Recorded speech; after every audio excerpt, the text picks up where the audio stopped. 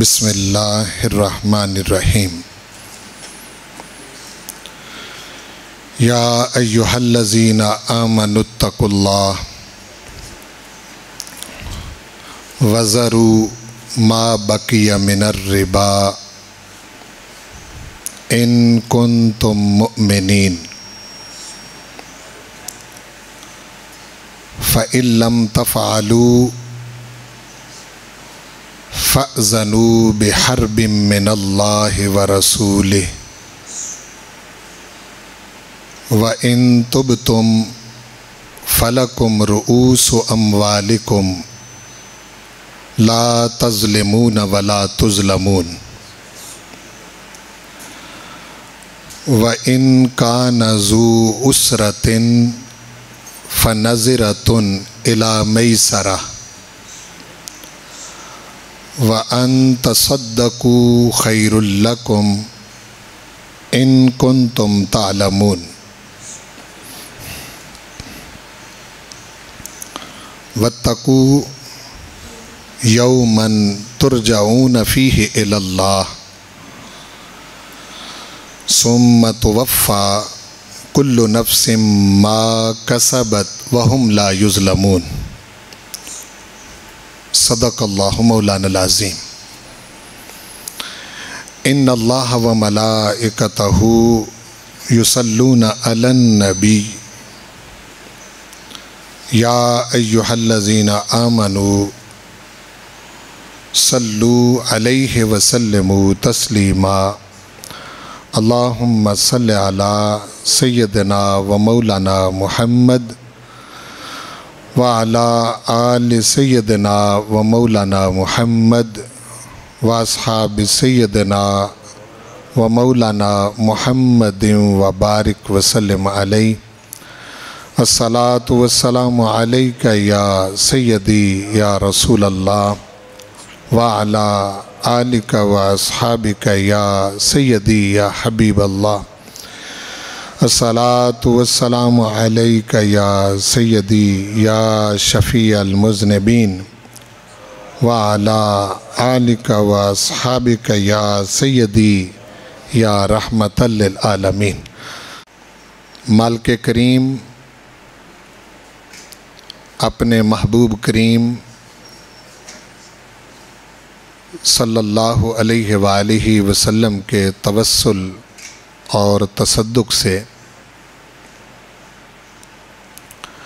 مجھے اور آپ سب کو اپنی حفظ و امان میں رکھے، اپنے حبیب پاک محمد مصطفیٰ صلی اللہ علیہ وآلہ وسلم کی غلامی، محبت، اطاعت اور اتباع میں زندہ رکھے، اسی میں ہم سب کو موت نصیب کرے اور زندگی بھر بے ادبی اور گستاخی سے محفوظ رکھے۔ چند ایام پہلے 28 اپریل 2022 کو فیڈرل شریعہ کورٹ وفاقی شرعی عدالت اس نے 20 سال بعد سود کے حوالے سے فیصلہ سنایا ہے۔ میں اس کی تھوڑی سی تاریخ بھی آگے جا کے آپ کو بتاؤں گا۔ اور 1 جون 2022 سے وفاقی شرعی عدالت کے مطابق پاکستان کے اندر قوانین میں جہاں کہیں بھی ربا اور سود کا لفظ استعمال کیا گیا ہے، اس کے جواز میں، اس کے جاری رکھنے میں وہ سارے کا سارا کالعدم قرار دیا گیا ہے۔ یہ مقام جن آیات کو میں نے پڑھا یہ سورہ البقرہ کی آیت نمبر 278 279 280 یہ 3 آیات پر مشتمل ہے۔ آئیے ہم پہلے اس کو سمجھ کے پڑھتے ہیں، ان 3 آیتوں میں کیا کہا گیا ہے، پھر ہم اس کے پس منظر اور پیش منظر کی طرف آتے ہیں۔ یا ایھا الذین آمنوا اتقوا اللہ، اے ایمان والو ڈرو اللہ سے۔ پہلا حکم، وَذَرُوا مَا بَقِیَ مِنَ الرِّبَا، اور چھوڑ دو جو باقی رہ گیا سود سے۔ چونکہ مسلمان جن حالات میں اہل مکہ سے الگ ہو کے کفر سے نکل کر اسلام قبول کر رہے تھے، وہ زبردست قسم کا سودی نظام اور سودی سسٹم تھا۔ جس طرح شراب ان کی گٹی میں پڑی ہوئی تھی، اس طرح سودی معیشت بھی ان کے اندر حلول کیے ہوئے تھی، اور سودی معیشت کے بغیر ان کا اہل مکہ کا ایک گھر بھی باقی نہیں تھا۔ تو ایمان والوں کو کہا کہ ایمان والو ڈرو اللہ سے، وَذَرُوا، اور چھوڑ دو ما بقیہ جو بچ گیا، جو باقی رہ گیا، من الربا سود سے۔ کیوں چھوڑ دو؟ ان کنتم مؤمنین، اگر تم ایمان والے ہو۔ یعنی بڑی اسٹریٹ فارورڈ بات کی کہ اگر تم ایمان والے ہو تو پھر تمہیں یہ چھوڑنا پڑے گا۔ فَإِن لَّمْ تَفْعَلُوا، پس اگر تم نے ایسا نہ کیا تو فَأْذَنُوا، تو پھر اعلان سن لو، بِحَرْبٍ مِّنَ اللَّهِ وَرَسُولِهِ، اللہ اور اس کے رسول کی طرف سے جنگ کا۔ یہ کن کو کہا جا رہا ہے؟ ایمان والوں کو۔ ان کو کہا جا رہا ہے کہ اگر تم نے ایسا نہ کیا تو فَأْذَنُوا، یعنی کوئی منت نہیں، پروردگار کی طرف سے کوئی منت نہیں کی جا رہی کہ تمہاری مہربانی چھوڑ دو، کیوں ایسا کر رہے ہو؟ نہیں، اگر تم نے ایسا نہ کیا فَأْذَنُوا، تو پھر سن لو، بِحَرْبٍ، جنگ کا اعلان، من اللہ ورسولہ، اللہ اور اس کے رسول کی طرف سے۔ وَإِن تُبْتُمْ، اور اگر تم نے توبہ کر لی، یعنی سود سے تم نے توبہ کر لی، تم رک گئے اور سود کا لین دین تم نے بند کر دیا، تو فَلَكُمْ رُؤُوسُ أَمْوَالِكُمْ، تو پھر تمہارے لیے تمہارے اصل مال ہیں، وہ تمہیں ملیں گے، جس کو رأس المال کہتے ہیں۔ جو تمہاری دولت کسی کے پاس ہے اصلی زائد نہیں، وہ تمہارے لیے ہوگی۔ فَلَكُمْ رُؤُوسُ أَمْوَالِكُمْ لَا تَظْلِمُونَ وَلَا تُظْلَمُونَ، نہ تم ظلم کرو نہ تم پر ظلم کیا جائے گا۔ وَإِن كَانَ ذُو عُسْرَةٍ، اور اگر وہ بندہ جس کو تم نے ادھار دیا ہوا ہے، چونکہ سود کا معاملہ ادھار پر ہی ہوتا ہے، وَإِن كَانَ، اگر وہ ہے ذو عُسْرَةٍ، تنگ دست، یعنی اس کے حالات ابھی قرضہ واپس کرنے کے قابل نہیں ہیں، ابھی قرض واپس کرنے کے وہ لائق نہیں ہوا، اگر وہ تنگ دست ہے، فَنَظِرَةٌ إِلَى مَيْسَرَةٍ، تو پھر مہلت دو آسانی تک، یعنی اس بندے کو جو واپس کرنے کے لائق نہیں ہوا، اس کی آسانی تک اس کو نَظِرَةٌ مہلت دو، اور ساتھ ہی فرما دیا وَأَن تَصَدَّقُوا، اور یہ کہ اگر تم صدقہ کر دو یعنی معاف کر دو، وہ پھنسا ہوا ہے نہیں دے سکا، خیر لکم، تو یہ تمہارے لیے بہتر ہے، ان کنتم تعلمون، اگر تم جانتے ہو۔ یہ جو کہا نا اگر تم جانتے ہو، یہ یوں سمجھیں کہ یوں کہا کہ اگر تم جانتے ہو کہ معاف کریں گے تو معافی ملے گی، یعنی اگر تمہیں معاف کرنا آیا تو پھر ہم سے بھی معافی کی توقع رکھنا۔ یہ ان کنتم تعلمون کے الفاظ کے اندر موجود ہے کہ اگر تم جانتے ہو کہ معاف کرنا کتنی بڑی چیز ہے اور کتنی بڑی بات ہے، اس کے بدلے میں تم کو معاف کر دیا جائے گا۔ وَاتَّقُوا يَوْمًا تُرْجَعُونَ فِيهِ إِلَى اللَّهِ، اور ڈرو اس دن سے جس میں تم پلٹائے جاؤ گے اللہ کی بارگاہ میں، ثُمَّ تُوَفَّى، پھر پورا پورا دیا جائے گا، كُلُّ نَفْسٍ، ہر نفس کو، ما کسبت، جو اس نے کمایا، جو اس نے کسب کیا، جو کچھ بھی اس نے کیا اس کا پورا پورا اس کو بدلہ دیا جائے گا۔ وَهُمْ لَا يُظْلَمُونَ، اور ان پر ظلم نہیں کیا جائے گا۔ اب یہ آیتیں ہیں جو میں نے آپ کے سامنے اس کے معنی کے اعتبار سے پڑھی ہیں۔ اب میں چاہوں گا کہ اس کا سیاق اور سباق دونوں آپ کے سامنے رکھوں تاکہ آپ بات سمجھ جائیں اور اچھے طریقے سے اس کو اپنے ذہن نشین کریں۔ یہ آیتیں فتح مکہ کے موقع پر نازل ہوئی ہیں۔ اب آپ غور فرمائیں کہ یہ 8 ہجری کا دورانیہ بنتا ہے، یعنی رسول کریم صلی اللہ علیہ وآلہ وسلم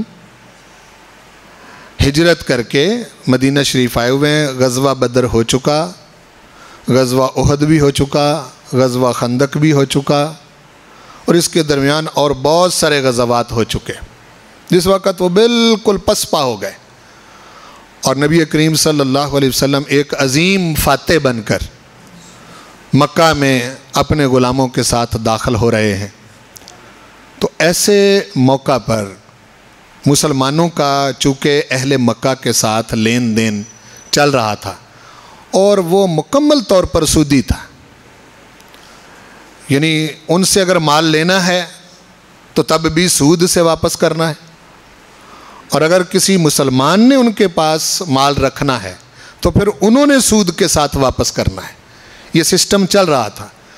چونکہ یہ ہجرت کر کے مدینے آئے ہوئے تھے اور اپنا سب کچھ چھوڑ چھاڑ کے گئے تھے، تو حالات اتنے مضبوط نہیں تھے، یعنی یوں کہہ سکتے ہیں کہ ان آیتوں کے نازل ہونے کے وقت مسلمانوں کی معیشت، مالی سسٹم اتنا مضبوط نہیں تھا۔ ایک تو ہوتا ہے کہ جی خوشحالی ہو جائے، مال آ جائے، ہر کسی کو جو کچھ ملنا چاہیے وہ مل رہا ہو، تو پھر تو اور بات ہوتی ہے، لیکن یہ ان حالات میں بات کہی جا رہی ہے جن حالات میں ان کے پاس اتنا مال نہیں، اتنے پیسے نہیں، ان کی معیشت کوئی بہت اعلیٰ درجے کی نہیں ہے کہ جس معیشت کے پیش نظر وہ کہیں کہ جی اب تو بہت زیادہ مال ہو گیا ہے لہٰذا اب سود کا لین دین جو ہے وہ چھوڑ دیے، پھنسے ہوئے ہیں ہر لحاظ سے۔ ان حالات میں یہ آیات جو ہیں یہ نازل ہوئی، اور پروردگار نے ایمان والوں کو خطاب کرنے سے پہلے 3 آیتوں میں سود کا لین دین کرنے والوں کا انجام بیان کیا ہے۔ وہ پیچھے آیتیں ہیں، اس کے پیچھے وہ بھی میں پڑھ دیتا ہوں تاکہ ربط قائم ہو جائے۔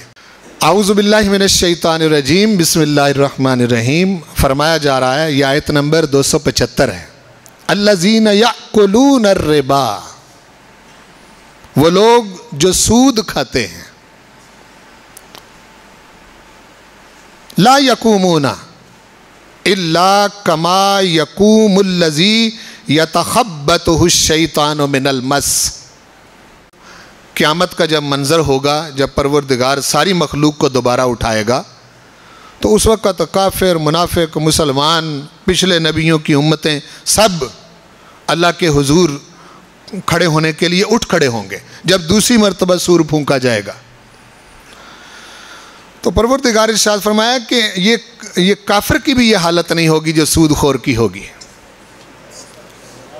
یعنی یہ غور فرمائیں کہ وہ جو اللہ اور اس کے رسول کا انکاری ہے، یہاں مطلق کہا، یہاں ایمان والوں اور کافروں کا کوئی فرق نہیں کیا۔ فرمایا سود کا لین دین کوئی بھی کرے جیسا بھی ہوگا، ہم قیامت والے دن اس کو اس طرح سے اٹھائیں گے، لا یقومون، وہ لوگ قیامت کے دن کھڑے نہیں ہو سکیں گے، الا کما یقوم الذی یتخبطہ الشیطان من المس، ہاں اس شخص کی طرح کھڑے ہوں گے جس شخص کو کسی جن نے چمٹ کر مخبوط الحواس کر دیا ہو اور وہ پاگلوں کی طرح کبھی ادھر گر رہا ہو کبھی ادھر گر رہا ہو۔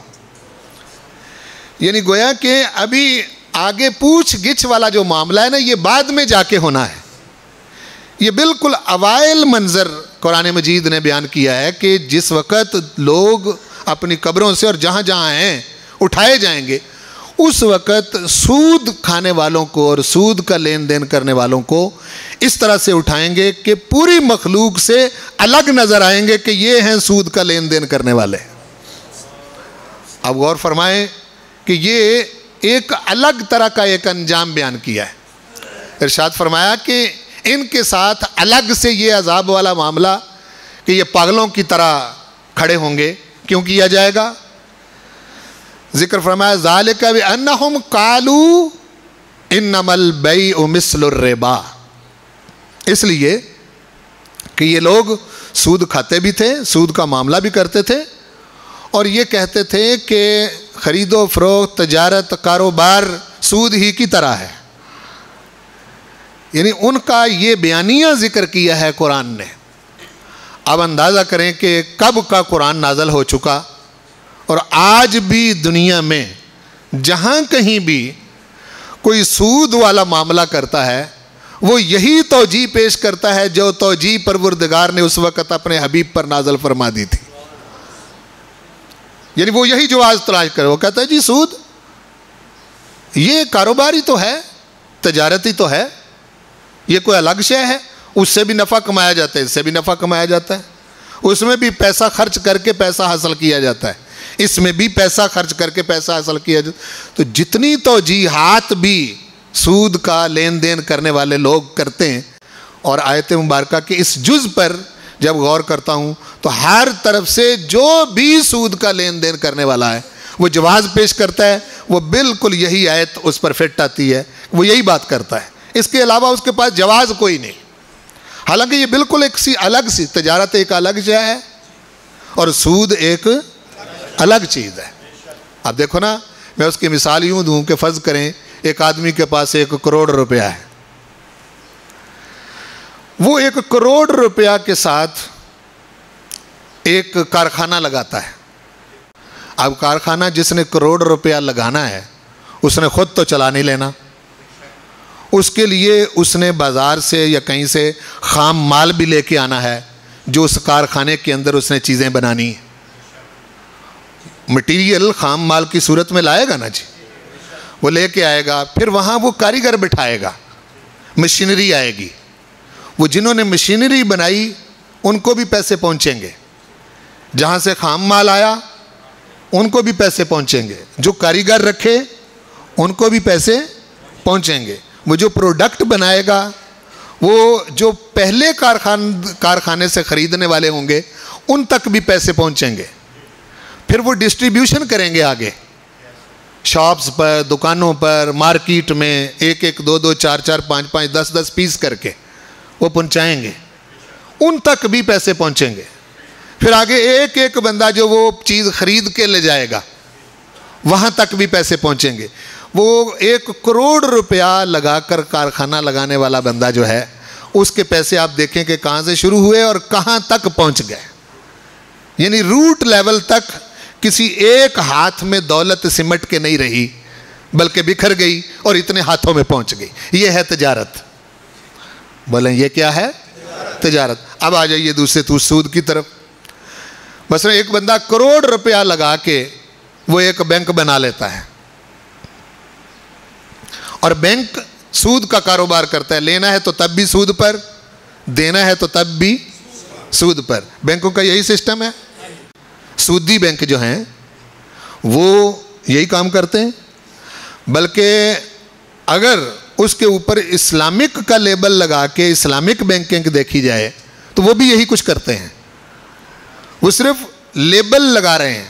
ان سب کی ماں اسٹیٹ بینک آف پاکستان ہے۔ اسٹیٹ بینک کی ایک پالیسی بھی بلا سود نہیں ہے، اور اسلامک بینک بھی اس کے تحت ہے اور سودی بینک بھی اسی کے تحت ہے۔ سمجھ آگے نا جی؟ Islamic bank state bank of Pakistan کی پالیسی کے سے ہٹ کے پاکستان کے اندر کوئی بینکنگ کا سسٹم شروع نہیں کر سکتا۔ کوئی اسلامی بینک، وہ المیزان ہو، البرکہ ہو، وہ کوئی ہو، یعنی اسٹیٹ بینک کی جو پالیسی ہے اس پالیسی کے خلاف چل کے وہ پاکستان کے اندر بینکنگ کا سسٹم لانچ ہی نہیں کر سکتے۔ اور جو دوسرے ہیں سودی، وہ تو ہیں ہی سودی، پہلے سے چل رہے ہیں۔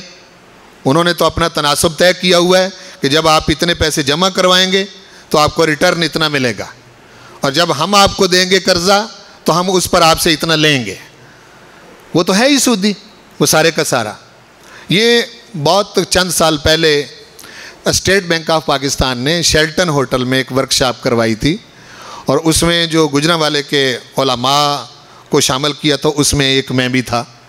تو اس میں ہمیں اتفاق ہوا اس وقت یہ سودی بینکوں کا اور اسلامک بینکوں کے تمام مینیجر اور ان کے دو نیچے دفتری اہلکار وہ اس میں موجود تھے، اور یہ پورے ڈویژن کی ایک ورکشاپ تھی اسٹیٹ بینک آف پاکستان کی طرف سے۔ اس میں 6 دن وہ ورکشاپ ہوئی، 5 دن اس پر لیکچر ہوئے اور 6 دن کے بعد نتیجہ نکالنا تھا۔ وہاں جو اسلامی بینکوں کے مینیجر تھے وہ بھی موجود تھے، سودی بینک جو ہیں ان کے جو مینیجر تھے وہ بھی وہیں تھے، ہم بھی وہیں تھے، علماء بھی کچھ تھے، وہ اسٹیٹ بینک نے ان کو دعوت دی ہوئی تھی۔ 5 دن کی ورکشاپ کے بعد جب نتیجہ نکلا تو وہ جو سودی بینک والے مینیجر تھے وہ اسلامک بینک والے مینیجروں سے پوچھنے لگے کہ 5 دن ورکشاپ ہوئی ہے، ہمیں یہ تو بتا دیں کہ سودی بینکاری میں اور اسلامک بینکاری میں فرق کیا ہے۔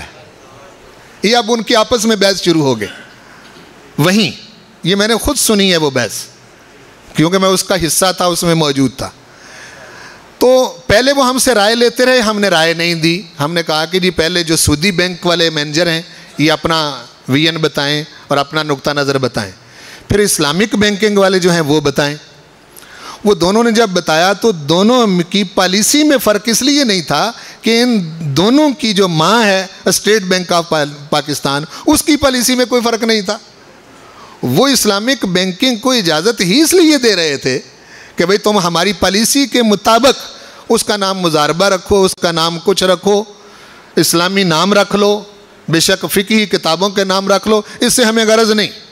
لیکن وہ انٹرسٹ جو سودی بینکوں کے ذریعے جا رہا ہے، وہ مسلمان جنہوں نے داڑیاں رکھی ہوئی ہیں، جو نمازی ہیں، جو حاجی ہیں، جو زکوٰۃ دینے والے ہیں، جو نیک بنے بیٹھے ہیں، اب ان کو اسلامی بینکوں کے ذریعے تم نے گھیر کے اتنا ہی انٹرسٹ اکٹھا کرنا ہے جتنا سودی بینک کا اکٹھا کرتے ہیں۔ اب یہ پالیسی ہے ان کی۔ آپ سمجھ رہے ہیں میری بات کو فالو کیا یا نہیں کیا؟ اب آپ کے ملک کے اندر ایک بینک بھی اسلامی بلا سود بینکاری پر مشتمل نہیں ہے۔ نام اس کا بے شک اسلامی ہو، بے شک آپ نام وہ مکے والا بینک رکھ لیں یا مدینے کا بینک رکھ لیں، بے شک اس کا نام زمزم رکھ لیں، زمزم بینک رکھ لیں، وہ مختلف قسم کے نام انہوں نے اسلامی رکھے ہوئے ہیں۔ جس طرح المیزان ہے وہ ترازو رکھ دیا، البرکہ ہے اس میں جی برکت ہے وہ رکھ دیا، اس طرح مختلف قسم کے نام جو ہیں انہوں نے رکھ دیے۔ اور یہ 2 الگ قسم کے سسٹم ہیں ہمارے ملک کے اندر چل رہے ہیں۔ تو 6 دن جب ہم سے رائے پوچھی گئی تو ہم نے پوچھا کہ سب سے پہلے تو اسلامی بینک کے جو مینیجر ہیں یہ سودی بینک والے مینیجروں نے ایک سوال کیا، اس کا جواب دیں اور اس کے بعد پھر ہم اپنی رائے دیں گے۔ اچھا، اسلامی بینک والے مینیجر کہنے لگے کہ جی 5 دن کی ورکشاپ کے بعد ہم نے تو یہی سمجھا ہے کہ سود پر مبنی بینکاری اور بلا سود بینکاری اسلامک کے اندر پاکستان کے اندر کم از کم کوئی فرق نہیں ہے. یہ ایک ہی چیز ہے. آپ سمجھیں. اب یہ بہت ساری چیزیں جو آپ کے ذہن میں نہیں تھیں وہ میں نے چند منٹوں میں کلیئر کرنے کی کوشش کی ہے, اور آپ اس کو اگر آپ سمجھیں تو اس کو بہت اچھے طریقے سے ذہنی طور پر سمجھنے کی ضرورت ہے. لہٰذا ہماری رائے وہی ہوئی جو اس وقت اسلامک بینک کے مینیجروں کی تھی یا سودی بینک کے مینیجروں کی تھی. انہوں نے کہا ایسے جو سودی بینک والے تھے وہ اسلامی بینک والوں کو کہہ رہے تھے ایسے تو ہم نے نام رکھے ہوئے ہیں, تو وہ شراب کے اوپر زمزم کا لیبل لگا دینے سے وہ شراب زمزم تھوڑا بن جاتی ہے. تو یہ صورتحال جو ہے یہ اس وقت پاکستان میں موجود ہے. اور حضور نے بھی فرمایا تھا کہ قرب قیامت کے قریب مختلف قسم کے نام رکھ کر سود ہی لیا دیا جائے گا. اس کا نام کوئی رکھ لیں, کسی نے کچھ رکھ لیا, کسی نے کچھ رکھ لیا. تو بہت زیادہ احتیاط کی ضرورت ہے اس میں. تو فرمایا قیامت والے دن جو سود خور ہوگا, اور حضور نے اس پر بہت سخت قسم کی وعید سنائی ہے. سرکار نے فرمایا کہ 70 ہوبن, سود کھانے والے کے 70 وبال ہیں. اور اگلے لفظ جو ہیں وہ انسان کو جو ہے وہ ویسے ہی دفن کر دیتے ہیں. حضور نے فرمایا ان 70 وبالوں میں سے سب سے چھوٹا وبال ہے کہ کوئی بدبخت اپنی ماں کے ساتھ زنا کرے. اب اس سے اوپر باقی 69 جو ہیں وہ آپ خود حساب لگا لیں کہ وہ کس لیول کے ہوں گے. اب یہ حضور کا ارشاد ہے, اس میں کوئی دو رائے بھی نہیں. اس کا مطلب یہ ہے کہ سود والا سسٹم جو ہے یہ بڑا گمبھیر قسم کا ہے. ارشاد فرمایا کہ یہ قیامت والے دن پاگلوں کی طرح کھڑے ہوں گے, الگ باقی ساری مخلوق, حتیٰ کہ کافر بھی پاگل نہیں ہوگا. تو اس وقت اس کی یہ صورتحال نہیں ہوگی کہ وہ مخبوط الحواس ہو, کہ جس کو جو ہے وہ شیطان نے چھو کے مس کر کے اس کو پاگل کر دیا. لیکن سود خوروں کا معاملہ بالکل الگ ہے. وجہ کیا؟ فرمایا کہ بِأَنَّهُمْ قَالُوا إِنَّمَا الْبَيْعُ مِثْلُ الرِّبَا, یہ کہتے تھے کہ کاروبار تجارت یہ سود ہی کی طرح ہے. تو کروڑ روپیہ لگا کے ایک بندہ بینک شروع کرے, اس پر 4-5 ملازم رکھ لے اور ریشو مقرر کر دے کہ جی 1 لاکھ پر 12% یا 1 لاکھ پر 13% یا 1 لاکھ پر 15% ملے گا. تو اب اس پر وہ پیسے جو ہیں وہ جمع ہوتے جائیں گے. اس سے وہ کیا کرے گا کہ مینیجر یا وہاں جو کیشیئر ہے, وہاں جو چند ملازم ہیں, عمارت اچھی بنا لی, بہت سارا دفتر اچھا بنا لیا, اس پر AC لگا لیے, ایک بینک مینیجر کو 2-4 اہلکار, ایک کیشیئر رکھ کے تو اس دکانداری کو شروع کر دیا. اب وہ سارے کا سارا پیسہ 1 کروڑ روپیہ جس نے لگا کے بینک شروع کیا ہے, بتائیں مجھے اس کا پیسہ جو ہے وہ 1 کروڑ روپیہ وہ تقسیم ہو کے نیچے مخلوق میں جاتا ہے؟ بولیں. میں نے پہلے مثال دی 1 کروڑ روپیہ لگا کے کارخانہ چلانے والے کی, کتنی جگہوں پر پیسہ ڈسٹریبیوٹ ہوتا ہے. لیکن یہ والا بندہ جو ہے یہ تو پیسہ کھینچ رہا ہے, اپنے پیسے سے میں وہ 1 پیسہ نہیں کم ہونے دیتا. وہ جو اوپر 12% لے رہا ہے اس میں سے وہ مینیجر کو بھی دے رہا ہے, اس میں سے وہ کیشیئر کو بھی دے رہا ہے, اس سے وہ اس عمارت کا خرچہ بھی نکال رہا ہے, اس کا جتنا بھی وہ رینٹ بنتا ہے, کرایہ بنتا ہے, وہ اس میں سے دے کے وہ فارغ ہو جاتا ہے. اور باقی جتنا سود اس نے لیا وہ بڑھوتری میں اتنا زیادہ بڑھتا جاتا ہے کہ وہ اسی ایک شخص کے پاس سارا پیسہ جمع ہوتا جاتا ہے, نیچے مخلوق کے اندر وہ پیسہ سرایت نہیں کرتا. فرق ہوا یا نہ ہوا؟ بولو نا جی. یہ میں نے ایک عملی شکل آپ کے سامنے رکھی. تو پروردگار نے ارشاد فرمایا یہاں کہ یہ پاگلوں کی طرح قیامت والے دن کھڑے ہوں گے. آگے ایک ڈگری فرما دی اور بڑا زبردست قسم کا اٹل قانون بیان فرمایا. سنو, اور یہ سمجھنے والی چیز ہے, توجہ فرمائے میری طرف. فرمایا وَأَحَلَّ اللَّهُ الْبَيْعَ وَحَرَّمَ الرِّبَا, جو نظر آ رہا ہے وہ نہ دیکھو, جو نظر آ رہا ہے وہ نہ دیکھو. نظر کیا آ رہا ہے؟ ایک آدمی 1 لاکھ روپیہ سود پر دیتا ہے, وہ کہتا ہے کہ جی آپ نے جب واپس کرنا ہے 1,10,000 کرنا ہے. تو بظاہر پیسے بڑھ رہے ہیں, بولو بھائی, بولو نا, پیسے بڑھ رہے ہیں. اس کو کہہ رہا ہے کہ جی آپ 1 لاکھ مجھے دیں, جب میں واپس کروں گا تو میں 1,05,000 یا 1,10,000 آپ کو دوں گا. تو بظاہر اس کے پیسے بڑھ رہے ہیں. لینے میں بھی دینے میں بھی بڑھ رہے ہیں۔ اور جب کوئی آدمی صدقہ کرتا ہے، زکوٰۃ دیتا ہے، تو فرض کریں وہ 100 میں سے 2.5 روپے اس نے دیے، تو 100 میں سے 2.5 روپے نکلے تو باقی 97.5 رہ گئے، تو پیسے بظاہر بڑے یا کم ہوئے؟ کم ہوئے، ٹھیک؟ کم ہوئے نا؟ مطلب 1,00,000 روپیہ اس نے زکوٰۃ دی تو 2,500 روپیہ اس کی زکوٰۃ نکل گئی، باقی 97,500 رہ گیا، تو 1,00,000 میں سے 2,500 کم ہوا نا؟ بولو نا جی۔ اچھا، ادھر کم ہو رہا ہے اور سود کی طرف بڑھ رہا ہے، یہ ہمیں نظر آ رہا ہے، یہ بولو ہمیں نظر آ رہا ہے۔ تو پروردگار ارشاد فرمایا ہے جو تمہیں نظر آ رہا ہے، اگر تم ایمان والے ہو تو اس کو نہ دیکھو، جو تمہیں نظر آ رہا ہے، جو اگر ایمان والے ہو تو پھر اس کو نہ دیکھو۔ ہم کہہ رہے ہیں احل اللہ البیع، اللہ نے خرید و فروخت تجارت کو حلال کیا ہے، وحرم الربا، سود کو حرام کیا ہے۔ ارشاد فرمایا فمن جاءہ موعظۃ من ربہ فانتہی، جس کے پاس ہماری یہ نصیحت پہنچی اور وہ رک گیا تو فلہ ما سلف، اس سے پہلے جو کر چکا سب معاف۔ جس وقت ہماری یہ نصیحت پہنچی فانتہی، اور وہ میرا بندہ بن کر رسول پاک کا سچا غلام بن کے رک گیا کہ اب کے بعد سود والا معاملہ نہیں کرنا، تو فرمایا فلہ ما سلف، جو ہو گیا معافی، وَأَمْرُهُ إِلَى اللَّهِ۔ جب بندہ ایمان والا بن جاتا ہے تو ارشاد فرمایا پھر حکم تمہارا نہیں چلے گا، حکم ہمارا چلے گا، اس کا حکم پھر اللہ کے سپرد ہے۔ وَمَنْ عَادَ، اور جو رک کے پھر دوبارہ اس نے سود شروع کر دیا، وَمَنْ عَادَ، عادہ کا مطلب ہوتا ہے ایک شے کو چھوڑ کے پھر دوبارہ اس میں لگ جانا۔ فرمایا فَأُولَٰئِکَ أَصْحَابُ النَّارِ، تو جس نے دوبارہ سود شروع کر دیا تو پھر یہ دوزخ والے ہیں، دوزخ میں ڈالیں گے ہم فیہا خالدون، اس میں ہمیشہ رہیں گے۔ آگے ارشاد فرمایا، میں نے پہلے تجربہ آپ کو بتایا کہ سود والا بظاہر بڑھا رہا ہے اور زکوٰۃ دینے والا بظاہر گھٹا رہا ہے، یہ ہمیں نظر آ رہا ہے۔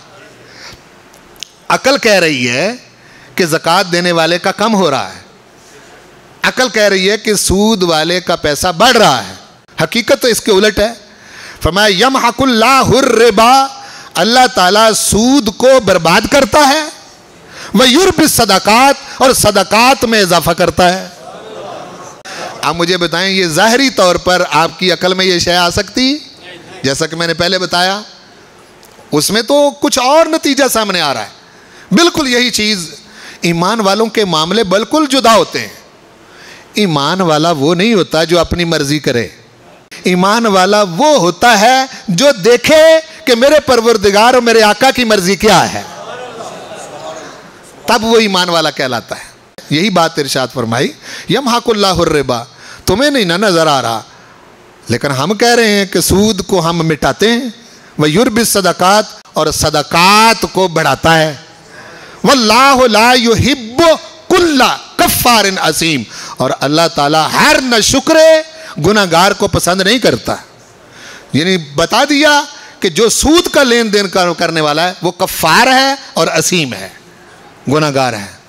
ساتھ ہی ارشاد فرمایا ان الذین آمنوا وعملوا الصالحات، مان لینے والوں کی شان ہی الگ ہے، بے شک وہ جنہوں نے مان لیا، وعملوا الصالحات، اور صالح عمل کیے، فلہم اجرہم عند ربہم، ان کے لیے ان کا اجر ہے ان کے رب کے پاس، ولا خوف علیہم ولا ہم یحزنون، نہ ان کو کوئی خوف اور نہ وہ غمگین ہوں گے، نہ وہ۔ اب دیکھو سود چھوڑنے سے مومن اور عمل صالح اختیار کرنے والا بندہ، اس کو پروردگار ولایت کے درجے پر فائز کر رہا ہے۔ ادھر دیکھیں اولیاء اللہ کی کیا شان بیان کی ہے، الا ان اولیاء اللہ لا خوف علیہم ولا ہم یحزنون، انہوں نے کتنی محنتیں ریاضتیں کر کے ولی اللہ بننا ہے، کتنی محنتیں ریاضتیں کر کے، کیا کچھ چھوڑ کر، کیا کچھ اختیار کر کے ولی اللہ بننا ہے، پھر یہ مقام ملے گا۔ یہاں ایمان والوں کو کہا ہے سود چھوڑ دو تمہیں ولی بنا دیں گے، سود چھوڑ دو تمہیں ولی بنا دیں گے. لا خوف علیہم ولا ہم یحزنون. یہ ایمان والوں کو اس مقام پر فرمایا جا رہا ہے. اب یہ چونکہ منہ کو شوربہ لگ جاتا ہے سود والا, اور اتنی آسانی سے یہ چھوٹتا نہیں, اور اس معاملے سے نکلنا بڑا مشکل ہے. آپ دیکھیں توجیحات اس کی کتنی زیادہ ہوتی ہیں. آپ سمجھ رہے ہیں اس بات کو؟ وہاں ایمان والوں کو کہا ہے یا ایھا الذین آمنوا اتقوا اللہ, ایمان والو اللہ سے ڈرو. وذروا ما بقی من الربا, جو سود باقی رہ گیا لین دین میں چھوڑو اس کو. ان کنتم مومنین, اگر ایمان والے ہو. اور اگر ایمان والے تم ہو کہ ایسا نہیں کرو گے, مومن ہو کہ اگر ایسا نہیں کرو گے, فَإِن لَمْ تَفْعَلُوا, تو پھر یاد رکھو اللہ اور اس کے رسول کی طرف سے تمہارے لیے اعلان جنگ ہے.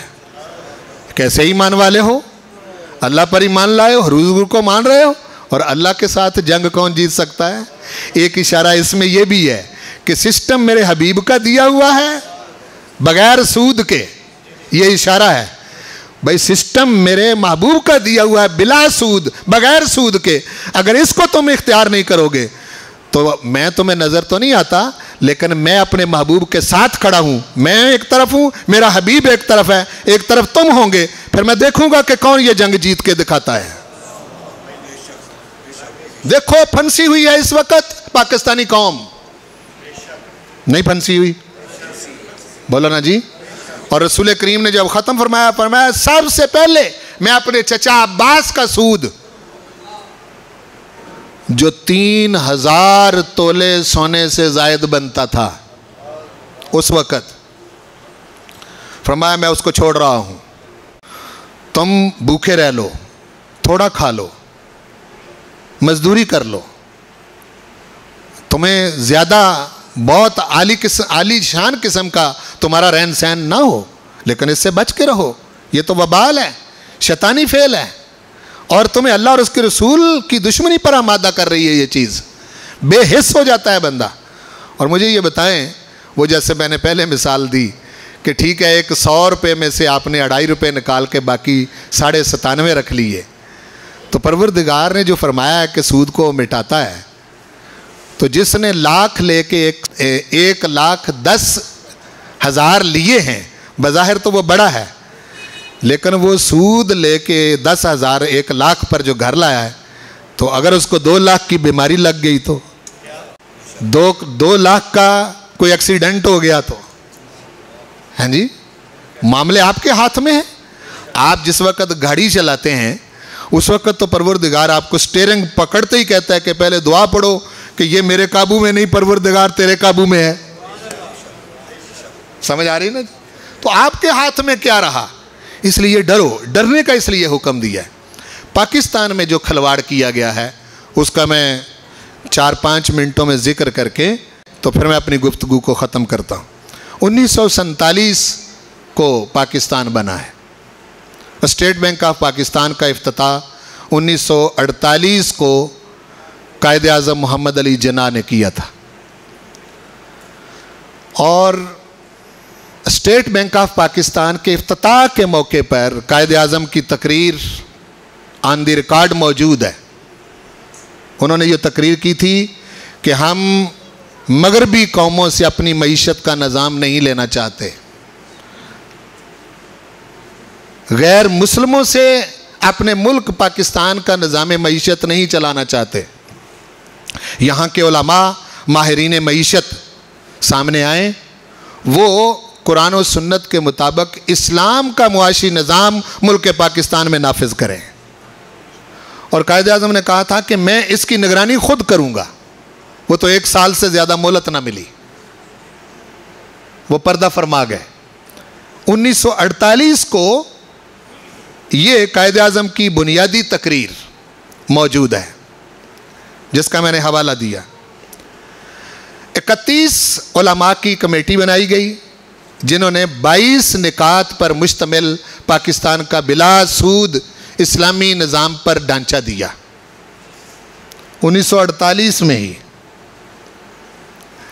اور یہ کمیٹی قائد اعظم کی ہدایت پر بنائی گئی تھی 31 علماء کی, اور انہوں نے دے دیا تھا اس وقت کہ اس کو کچھ چھوٹی موٹی کمیاں ہو سکتی ہیں، وہ میں نہیں کہہ سکتا، لیکن وہ وقت کے ساتھ ساتھ جس طرح آپ کے کاروبار ٹھیک ہوتے ہیں اس طرح یہ نظام بھی ٹھیک ہوتے ہیں، لیکن بہرحال امپلیمنٹیشن اس کی کوئی نہیں ہوئی، اطلاق کوئی نہیں ہوا۔ 22 نکات بن گئے بلا سود اسلامی سسٹم کے پاکستان میں۔ یہ 22 نکات 1948 سے لے کے 1956 تک نکات ہی رہے، یعنی کاغذوں کے اوپر ہی لکھے رہ گئے۔ 1956 کو پھر آئین بنا، اس آئین میں پھر شک ڈالی گئی کہ پاکستان کا معاشی نظام اسلام کے مطابق ہوگا، بلا سود ہوگا، اور وہ اس وقت بھی 1956 کے آئین میں موجود ہے۔ 1956 کے بعد پھر 1962 کا آئین بنا۔ 1962 کے آئین میں بھی یہ شک رکھی گئی کہ پاکستان کا جو معاشی نظام ہے یہ بلا سود اسلامی معاشی نظام ہوگا، یہ اس میں بھی رکھی گئی۔ یہ نہیں گویا کہ آئین جو بھی بنتا گیا اس کے اندر یہ رکھا گیا۔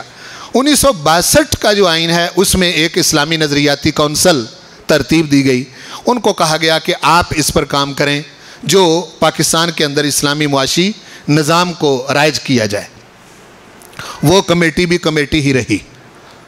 پھر شورا آفاق قانون، شورا آفاق آئین 1973، جس کی ہر طرف دھوم ہے، جس کو پیپلز پارٹی بھی کہتی ہے ہم نے بنایا، ہاں جی، جس کو اسلامی جماعتیں بھی کہتے ہیں ہم نے بنایا، ہر جماعت اس کا کریڈٹ لینا چاہتی ہے کہ 1973 کا آئین جو ہے وہ ہم نے سب نے مل کے بنایا۔ اس آئین کے اندر بھی یہ شک رکھی گئی کہ پاکستان کا جو معاشی سسٹم ہے یہ بلا سود اسلامی معاشی نظام ہوگا، یعنی آئین جتنے بھی گزرے سب کے اندر وہ چیز موجود تھی۔ 1973 کے آئین کو بنے آج 49 سال ہو گئے ہیں، اور وہ 1973 کے آئین میں ہی وہ چیز موجود ہے، امپلیمنٹیشن اور اس کا اطلاق نہیں ہوا۔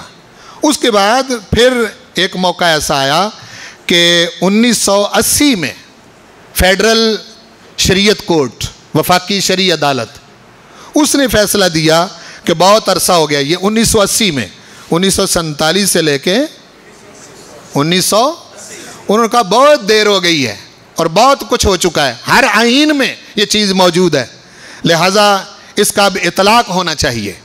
باقاعدہ یہی چیز پاس کی کہ آج کے بعد پاکستان کے اندر بلا سود بینکاری اور بلا سود معاشی سسٹم جو ہے وہ رائج ہوگا، اسلامی نظام پر مبنی ہوگا اور رسول کریم صلی اللہ علیہ وسلم اور قرآن و سنت کی ہدایت کے مطابق ہوگا۔ پھر اس کے خلاف یہ جو ہی وفاقی شرعی عدالت بنائی گئی، اس کی مشیر کی ایک حیثیت، اس کے خلاف اس وقت کی جو حکومت ہے اس نے سپریم کورٹ میں نظر ثانی کی اپیل کر دی۔ اس میں پیچھے سارے بینک تھے۔ اب وہ اپیل ڈیلے ہوتے ہوتے 1990 آ گیا، یعنی 10 سال گزر گئے۔ 1990 کے بعد ایک درمیان میں یہ بھی ایک فیصلہ آیا کہ 1991 میں پھر وفاقی شرعی عدالت نے فیصلہ دیا ایک بار، اور کہہ دیا کہ ہر قسم کا سود پاکستان کے معاشی نظام میں حرام ہے، ناجائز ہے، قرآن کے خلاف ہے، اور یہ قرارداد مقاصد کے مطابق اس پر اطلاق ہوگا، چونکہ قرارداد مقاصد میں بھی یہ چیز جو ہے رکھی گئی تھی۔ اس کے بعد پھر یہ چلتا رہا، اور 91 سے لے کے پھر 1999 کو، یعنی گویا کہ پھر 9 سال بیت گئے، پھر دوبارہ اس فیصلے کو بحال کیا گیا۔ پھر صدر مشرف کی حکومت آ گئی، اس نے پھر ریویو پیش کیا، 3 سال اس میں ڈیلے ہو گئے، اب وہ جاتا رہا۔ 1999 کے بعد پھر 3 سال گزرے، 2002 میں آج سے 20 سال پہلے تمام حکومتیں، خواہ وہ نون لیگ کی حکومت، خواہ وہ پیپلز پارٹی کی حکومت، خواہ وہ تحریک انصاف کی حکومت موجودہ دور میں، بلکہ تحریک انصاف کی حکومت جو سابقہ گزری ہے، انہوں نے یہ زیادتی کی کہ ان کے اٹارنی جنرل نے کہہ دیا کہ یہ بلا سود بینکاری والا سسٹم اور بلا سود معاشی نظام جو ہے یہ وفاقی شرعی عدالت سن ہی نہیں سکتی۔ سمجھ آ گئی نا؟ یہ آن دی ریکارڈ بات ہے، میں اپنے پاس سے کوئی بات نہیں کر رہا، 20 سال میں ہر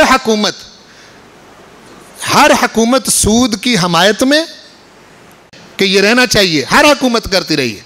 آپ کو یاد ہے سابقہ ایک صدر گزرے ہیں، صدر ممنون حسین، اس نے تو علماء سے اپیل کر دی۔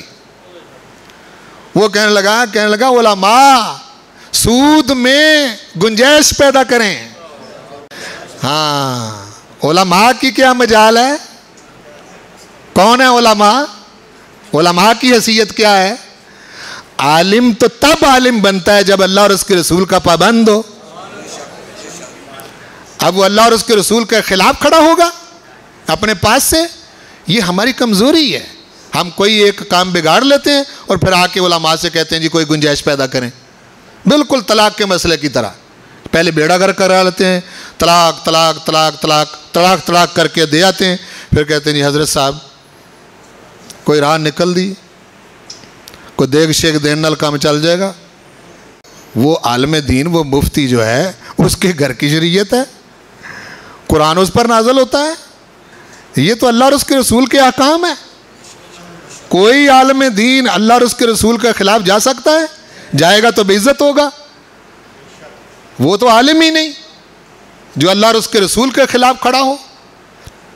ہر حکومت، میں بار بار کہہ رہا ہوں، بلکہ یہ نون لیگ، انہوں نے ایڑی چوٹی کا زور لگایا کہ سود بحال رہنا چاہیے۔ پیپلز پارٹی ایڑی چوٹی کا زور لگایا انہوں نے کہ سود بحال رہنا چاہیے۔ تحریک انصاف یہ ان سے بھی 2 قدم آگے بڑھے، انہوں نے کہا وفاقی شرعی عدالت کا وہ پچھلے کئی سالوں سے جو مقدمہ چلا آ رہا تھا، انہوں نے کہا یہ سن ہی نہیں سکتے۔ وہ تو خیر وکلاء نے کہا کہ یہ اس شخص کی پرسنل رائے ہے، یہ قابل قبول نہیں ہوگی۔ تو معزز حاضرین محترم، 20 سال بعد ڈیلے ہونے کے بعد اب 28 اکتوبر 2022 کو پھر اپریل 2022 کو وفاقی شرعی عدالت نے پھر وہی فیصلہ جو 1990 میں سنایا تھا، اس فیصلے کو بحال کیا ہے، اور 1 جون 2022 سے کہا ہے کہ یہ 1 جون سے کسی قسم کا سودی قانون پاکستان کے اندر نہیں رہے گا۔ اب پھر ایک تلوار لٹک رہی ہے، وہ کیا کہ اب دیکھیں کہ سپریم کورٹ میں اس کے خلاف کون جاتا ہے۔ تمام بینکوں نے HBL کو، حبیب بینک لمیٹڈ کو اپنا نمائندہ مقرر کیا ہے، اور حکومت اس کی سپورٹ میں ہے اس وقت جو میری انفارمیشن ہے۔ تو اب جو عدالت میں جائے گا وفاقی شرعی عدالت کے فیصلے کے خلاف، اس کو پہچان کے رکھنا، اور پھر میں دیکھوں گا کہ آپ کس کے ساتھ کیا سلوک کرتے ہیں۔ وما علیہ الا البلاغ۔